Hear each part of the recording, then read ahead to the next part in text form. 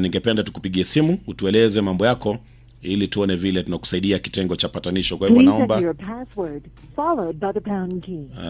tafadhali shika simu yetu ili tuweze kusikia mambo yako na tuone vile tunakusaidia hapa Radio Jambo.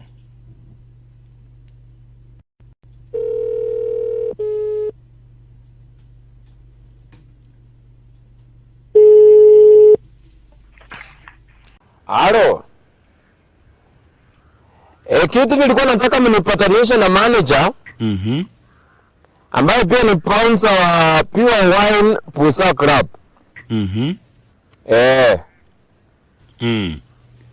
Tulikosana. Chenye ilitokea. Alispank my better half. Sasa mimi kumuuliza, butapose rata ni kani? Jamaa kanijibu ati hata amenifanyia favor. Ati pipi yangu hata ananga mafurumbanya.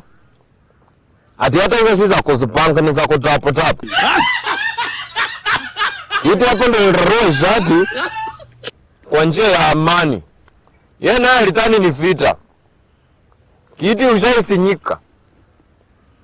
Alinisinya na mandondi na mapare. Hata ni wasamaria wema ndio alinikimbisha hospitali. Daktari aliniangalia tu hivi akaniambia, kama pato unapumua, gari yenye likukonga lazima iko garage sahi. Una maneno.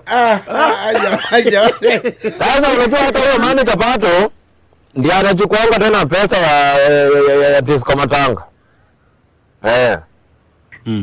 Sasa hata tukienda na pipi yangu kwa mchango wa Disco Matanga. Akinifikia hivi hata mimi nilikuanga natoa pesa mingi sana. Sasa akinifikia hivi mimi najitaitai hapo na jinaulo. Kwa hiyo pesheni hivi narusha pound. Alafu ana shout hapo partiers 12. Yeye mwenyewe anaingia kwa mfuko yake kwanza hii ya shati ya juu hii. Anarusha tu coins hapo. Alafu ana shout Agnes ambaye ni pipi yangu. Shilingi 35. Kitu ni nini kama si potisheni? Anyway. Kitu pipi yangu ni mrembo, si jokes.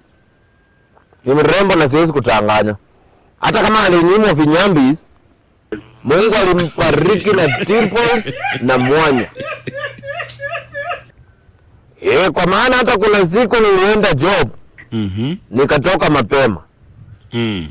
Mimi kurudi nikapata chief kwangu. Ako na vest. Na boxer. Ameweka mguu kwa meza. Anatazama runinga yangu. Na wako na pipi yangu. Nikamuuliza, chief, leo kuna shida ama ni nini? Imagine chief ananiambia ati amekuta mkutano ya nyumba 10. Nikamuuliza chief, mkutano ya nyumba 10 watu wawili? Kwani wanane wako wapi? Hapo ndo chief akaniita nje. Ati tuongee kidogo. Sisi kutoka hapo hivyo nje anaanza kunipointia. Ati ile si ni choko ya Rosbera. Na siku hizi kamenona.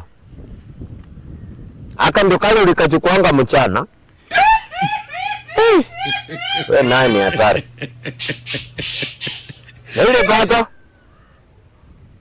Kwanza yaani hata uchukue vitu kuota. Imagine chief ananiambia hivyo ati hata uchukue vitu kuota ile pata ati nilichukua pata mzinga.